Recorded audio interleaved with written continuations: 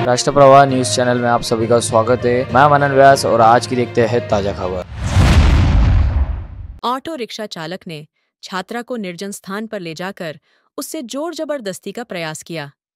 गाड़गे नगर police आरोपी auto rickshaw चालक को सरगर्मी से तलाश रही है।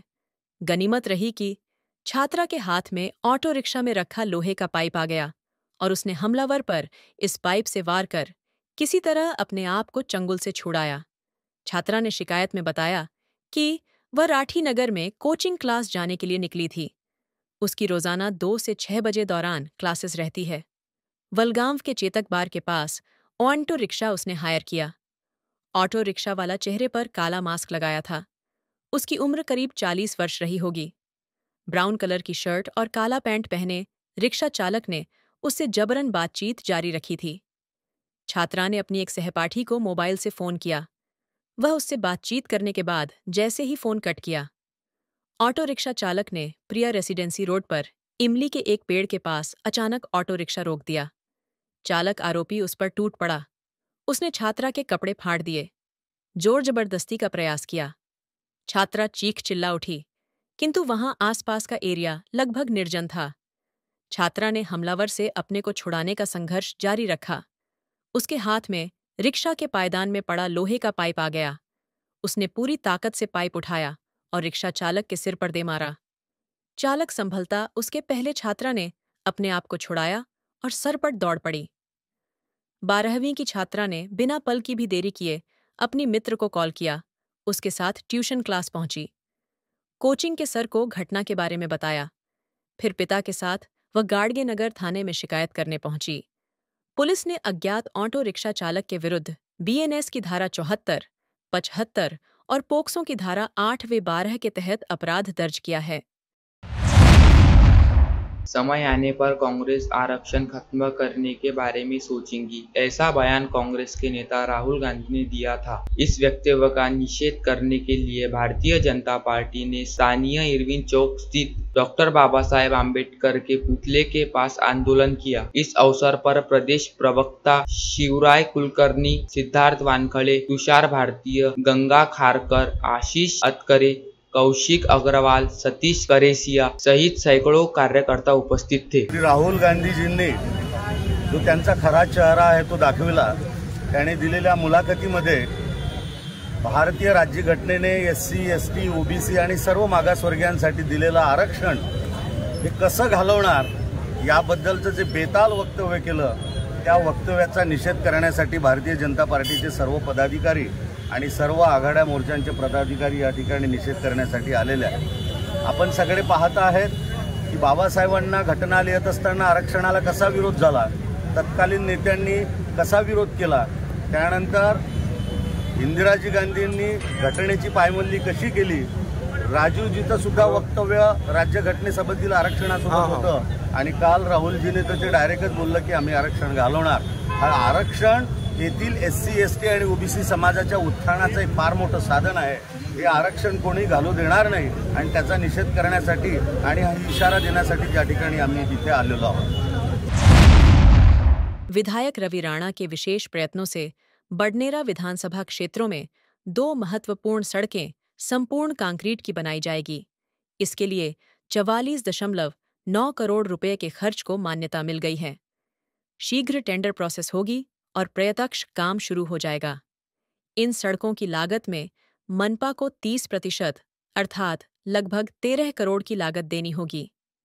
दस्तूर नगर से छतरी तालाब तक दोनों ओर पेविंग ब्लॉक एवं ड्रेनेज लाइन के साथ कंक्रीट की सड़क का निर्माण होने वाला है। इसके लिए लगभग 16 करोड़ 33 लाख का खर्च अपेक्षित है। उसी प्रकार मानवी अपार्टमेंट से अकोली टी पॉइंट तक कंक्रीट की सड़क बनाई जा रही है। इस पर 19 करोड़ की लागत बताई गई है। दोनों ही सड़कों का प्रस्ताव विधायक राणा ने दिया था। अमरावती मैराथन एसोसिएशन की ओर से 29 सितंबर को अमरावती मैराथन का आयोजन किया गया है, जिसकी जानकारी आयोजित पत्रवार्ता में अमरावती मैराथन एसोसिएशन के अध्यक्ष दिलीप पाटील ने दी। माझं नाव दिलीप पाटील, मी अमरावती मैराथन एसोसिएशनचा अध्यक्ष आहे आणि या आयोजनामध्ये पहिल्या वर्षीपासून आम्ही ही जी सगळे बसले आहेत ही सगळी टीम या आयोजनामध्ये सहभागी असतात दरवर्षी। यावर्षी ही जी आयोजन आहे यामध्ये 4 गट असतात। 21 किलोमीटर ज्याला आपण हाफ मॅरेथॉन म्हणतो, 10 किलोमीटर, 5 किलोमीटर आणि लहान मुलांसाठी 5 किलोमीटरचे 4 गट आहेत। या चारही गटामध्ये आम्ही जवळपास 3000 धावक रजिस्ट्रेशन पूर्ण करायचा आमचा प्रयत्न आहे आणि तो होईल असं मला वाटतं। आणि हा जो इव्हेंट आहे हा जिल्हा स्टेडियम अमरावती येथून सुरू होतो आणि हे जे 3 आहेत म्हणजे किलोमीटरचे डिस्टन्सेस आहे, 21, 10 आणि 5 याचे वेगवेगळे मार्ग आहेत। परंतु हा सर्व जो रूट आहे हा शहरातून आहे। म्हणजे जसं जिल्हा स्टेडियम सुरू होऊन पंचवटी चौक, पंचवटीवरून वेलकम पॉईंट पासून बियाणी चौकापासून इरविन चौकातून राजापेठ फ्लायओव्हरवरून येणार, परत फ्लायओव्हरवरून इरविन चौकात आणि स्टेडियम, हा असा 10 किलोमीटरचा रूट आहे। यामधलाच एक पार्ट जो आहे तो 5 किलोमीटरसाठी वापरतो आम्ही आणि 21 किलोमीटरला हा 10 किलोमीटरचा पूर्ण रूट आणि 5 किलोमीटर आम्ही 5.5 किलोमीटर माडी रोडने जाऊन ते 21 किलोमीटर पूर्ण होतात। यावर्षी आम्ही 10 किलोमीटर आणि हे जे 21 किलोमीटर रनरला ही अशी चांगल्या प्रकारची एक कॅरी बॅग देतो आहे आणि मेडल असतं प्रत्येकाला आणि टी शर्ट्स असतं। जे टी शर्ट आपल्या मागे लावले तशा प्रकारचे टी शर्ट्स, मेडल आणि अशी बॅग आम्ही प्रत्येकाला देणार आहोत। आणि लहान मुलं आहेत त्यांच्यासाठी ही स्लिंग बॅग आहे 5 किलोमीटर वाल्यांसाठी, अशा प्रकारची बॅग आम्ही यावर्षी तयार केली, पहिल्यांदाच करतोय। आणि याचा उद्देश असा आहे की हे प्रत्येकाच्या नजरेसमोर राहावं, अमरावती मॅरेथॉन दिसत राहावं आणि त्याचा प्रचार आणि प्रसार व्हावा, हा या मागचा उद्देश। और लेटेस्ट न्यूज देखने के लिए राष्ट्रप्रवाह चैनल को लाइक और 1000, 5 किलोमीटर जो प्रौढांसाठी आहे त्यामध्ये 750 आणि मुलांसाठी 400 रुपये। यामध्ये टोटल 4,25,000 एकंदर बक्षीस आहे। 21 किलोमीटर गटात महिला आणि पुरुष असे 2 गट आहेत। पुरुषांमध्ये परत 2 गट आहे, व्हेटरन आणि ओपन। तर यामध्ये पहिल्या 5-5 लोकांना कॅश प्राइजेस आहे, म्हणजे 21,000, 15,000, 12,500, 10,000 आणि 7,500 असे कॅश प्राइजेस आहे ओपन कॅटेगरीमध्ये। तशाच प्रकारचे व्हेटरन आणि लेडीजमध्ये देखील 5-5 पहिल्या 5 महिला, पहिल्या 5 व्हेटरन आणि ओपनमध्ये आहेत। 10 किलोमीटरमध्ये त्यात वेज कॅटेगरी नाही आहे, पहिले 5 पुरुष, पहिले 5 महिला अशांना कॅश प्राइजेस आहे। 5 किलोमीटरमध्ये जे 2 गट आहे, एक प्रौढ आणि मुलांसाठी, त्यामध्ये देखील पहिले 5 जेंट्स आणि लेडीज यांना कॅश प्राइजेस आहे आणि मुलांमध्ये 5 मुलं आणि 5 मुली अशा प्रकारचे कॅश प्राइजेस आहे। किती तारखेला आणि टायमिंग कशा पद्धतीचं राहणार आहे? यामध्ये ही 29 तारखेला सकाळी 6 वाजता सुरू होणार आहे 21 किलोमीटर, 6:15ला 10 किलोमीटर, 6:30ला मुलांची होणार आणि 6:40 5 किलोमीटर जे प्रौढांसाठी अशा प्रकारे त्याचं सुरुवात होईल। आणि हे जिल्हा स्टेडियममधून सुरुवात होऊन जिल्हा स्टेडियमला सर्व रनर तिथेच परत येतील संपल्यानंतर। स्वच्छ सर्वेक्षण 2024, स्वच्छता ही सेवा 2024, श्री गणेश विसर्जन एवं ईद के अनुरूप मनपा आयुक्त मेघना वासनकर की अध्यक्षता में राजापेट जोन क्रमांक 2 में बैठक हुई। उक्त बैठक में दिनांक 14 सितंबर 2024 से 2 अक्टूबर 2024 तक स्वच्छता ही सेवा 2024 अंतर्गत नगर निगम कार्यालय, जोन कार्यालय, नगर निगम स्वास्थ्य केंद्र में स्वच्छता की शपथ दिलाई जाएंगी। श्री गणेश विसर्जन स्थल, झील, पर्यटन स्थल पर जीरो वेस्ट कार्यक्रम लागू करने एवं सभी नगर निगम स्वास्थ्य के केंद्रों पर सफाई मित्र सुरक्षा शिविर, स्वास्थ्य शिविर, टीकाकरण शिविर आयोजित करने, बाजार एवं व्यावसायिक क्षेत्र में युद्ध स्तर पर जानेवार प्लास्टिक प्रतिबंध अभियान चलाने आदि के निर्देशक नगर निगम उपायुक्त डॉक्टर मेघना वासनकर ने आयोजित बैठक में दिए। कोल्हापुरी पुलिस स्टेशन अंतर्गत फरियादी प्रशांत अरुण राव तायडे ये tower vision Airtel mobile company में मैनेजमेंट का काम करते हैं। 26 अगस्त को साइट डाउन रहने से कंपनी के वरिष्ठ इंजीनियर ने प्रशांत के हाथ के नीचे काम करने वाले शाहरुख मोहम्मद इब्राहिम को घटना स्थल पर जाकर साइट चेक करने के लिए कहा। तब तक टावर ठीक था। दूसरे दिन वापिस साइट डाउन रहने पर टावर चेक किया तो पता चला उसमें की रिमोट रेडियो यूनिट मशीन जिसकी कीमत 25,000 है वह गायब थी। फरियादी पुलिस में शिकायत देने के बाद पुलिस ने अज्ञात के खिलाफ अपराध दर्ज किया। साईनगर स्थित मालू लेआउट में बिहाड़े बाबा नाम से प्रसिद्ध कुएं के कचरे को कार्तिक सामनेकर, अक्षय शेरेकर और वैभव ठाकरे पिछले 3-4 दिनों से मौजूद रहकर सफाई करवा कर परिसर को दुर्गम मुक्त किया, जिससे अब इस कुएं में गणपति विसर्जन की सुविधा मिलेगी। नगर निगम प्रशासन की आयुक्त माधुरी मडावी का सभी ने आभार माना। इस काम में प्रशांत कावरे, सचिन भेंडे का सहयोग मिलने की जानकारी कार्तिक सामनेकर ने दी। नमस्कार, माझं नाव कार्तिक सामनेकर। मी इथला रहिवासी आहे साईनगरचा. गेल्या कित्येक वर्षापासून आमचा हा प्रयत्न सुरू होता की ही बिहाडे बाबांची विहीर थोडी साफ व्हावी, स्वच्छता व्हावी. खूप लोकांनी प्रयत्न केले पण अजून मला यश मिळालं नाही. पण यावर्षी आम्ही नेमकं सर्वांनी मिळून मागे लागून आपले उपायुक्त जे मॅडम होत्या मडावी मॅडम, आम्ही या सगळ्यांना सोबत घेऊन आम्ही ही विहीर आज पूर्ण साफ केली आहे. आणि मनपाची पूर्ण जी टीम आहे साईनगरची, SI मॅडम असो, SI साहेब असो, मडावी मॅडम असो, उपायुक्त सर्वांनी आम्हाला खूप सहकार्य. ही घाण तर आम्ही आज सगळं साफ करून घेऊ. जे बोललं सगळ्या माणसं मनपाची साफ करून घेतील. आणि आम्ही इथे सगळं आज बोर्ड लावणार आहोत की कृपया कोणीही हार, फुलं, माळ कृपया आत टाकू नये. कारण की सर्वांनी खूप मेहनत घेऊन ही विहीर साफ केली आहे. आणि इथे आम्ही सर्वांना व्यवस्थित सोय करून जो गणपती. शहर के नामांकित गणेश मंडलों में धूमधाम से गणपति बाप्पा की स्थापना की गई. शहर के नामांकित गणेश मंडलों ने तैयार की झांकी तथा मंडल का इतिहास आपके समक्ष राष्ट्र प्रवाह के माध्यम से प्रस्तुत कर रहे हैं. आज गेट के अंदर स्थित नीलकंठ गणेशोत्सव मंडल की जानकारी आप तक पहुंचा रहे हमारे प्रतिनिधि कृष शर्मा. वक्रतुंड महाकाय सूर्यकोटि समप्रभ निर्विघ्नं कुरु मे देव सर्व कार्येषु सर्वदा.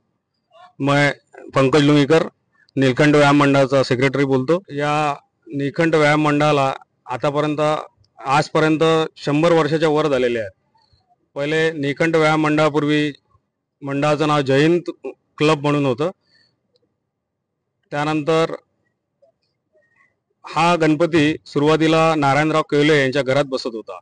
तिथून या गणपतीला सगळे मग एरियातले लोक सगळे जुळत गेले. हळूहळू मंडळ मोठं होत गेलं. नारायणराव केवले यांच्या घरातला गणपती नंतर या चौकात आला आणि सर्व अमरावतीकरांची जनतेतील लोक यात जुळत गेले. हळूहळू मोठं स्वरूप यायला लागलं. या आमच्या एरियात नीलकंठेश्वर मंदिर असल्यामुळे मंडळाचं नाव नीलकंठ करण्यात आलं. मंडळ जेव्हा म्हणजे मोठ्या स्वरूपात ज्याचं सुरुवात झाली तर त्याला आतापर्यंत मला असं वाटतं की 87 वर्ष पूर्ण झाले असतील, 87च्याही वर झाले असतील. आजपर्यंत मंडळाने अमरनाथ, बालाजी, अष्टविनायक, वेल्लूरचे सुवर्ण मंदिर, कोक्याव्रत, मागच्या वर्षी आम्ही चंद्रयान यासारखे दर्जेदार देखावे आजपर्यंत अमरावतीकरांसाठी सादर केले. आणि या गणपती उत्सवातून मंडळाने आतापर्यंत एक माध्यमिक शाळा, एक प्राथमिक शाळा आणि एक भातकोली रोडने आमची पूर्ण नीलकंठ माध्यमिक शाळा, कलोती नगरला फुलबाग प्राथमिक शाळा आणि इकडे आमच्या बुधवारात व्यायामशाळा, धर्मार्थ दवाखाना यासारखं प्रत्येक सामाजिक आणि शैक्षणिक क्षेत्रात प्रगती केली. क्रीडा क्षेत्रात प्रगती केली. नीलकंठ व्यायाम मंडळ आणि कुस्ती, कबड्डी सारखे खेळात प्रत्येक खेळाडू इथे तयार झाला. इथे आतापर्यंत प्रत्येक जिल्हास्तरीयावर, विद्यापीठ स्तरावर, महाराष्ट्र लेवलवर खेळाडू तयार झाले. आणि यावर्षी आता 2024ला श्री अनिकेत डेंगे हे अध्यक्ष आहेत, प्रीतम भोरे सचिव आहेत, अजिंक्य गुल्लाने कोषाध्यक्ष आहेत व त्यांची टीम सोबत श्री खाटूश्याम देखावा इथे यांनी सादर केलेला आहे. आणि यावर्षी अमरावतीकरांसाठी आम्ही हा देखावा सादर केलेला आहे. तरी आपल्या समोर हा देखावा इथे आहे आणि रोज या खाटूश्याम दरबाराचं सर्व ओरिजिनल फुलांनी डेली त्याचं म्हणजे शृंगार केला जातो. आरास ज्याला म्हणतो आपण, ती पूर्ण सजवल्या जाते. रोज त्याचा आरास चेंज केला जातो आणि रोज इथे पूजा, सकाळ संध्याकाळ प्रसाद हे सगळं व्यवस्थितरित्या पार पडत आहे. दरवर्षी आम्ही सामाजिक कार्यक्रम या गणेशोत्सवाच्या माध्यमातून करत असतो. जसे रक्तदान शिबिर, सायकल रॅली, आरोग्य शिबिर, वृक्षारोपण, नेत्र तपासणी शिबिर, दंत तपासणी शिबिर यासारखे सामाजिक कार्य सुद्धा आम्ही या माध्यमातून करत असतो. शालेय स्पर्धा पुन्हा घेतलेल्या आहेत. यावर्षी गायन स्पर्धा आहेत, नृत्य स्पर्धा आहेत. या स्पर्धा सुद्धा नीलकंठ प्राथमिक शाळा व फुलबाग प्राथमिक शाळा यांच्या माध्यमातून आम्ही घेत असतो व या शाळेतले कमीत कमी त्यात 2000 विद्यार्थी त्यात सहभाग घेतात. हा यावर्षी कार्यक्रम आपल्या जोशी हॉल येथे या दिनांक 14 तारखेला आहे आणि या शाळेला सुद्धा आमच्या आज 50 वर्ष यावर्षी पूर्ण झालेले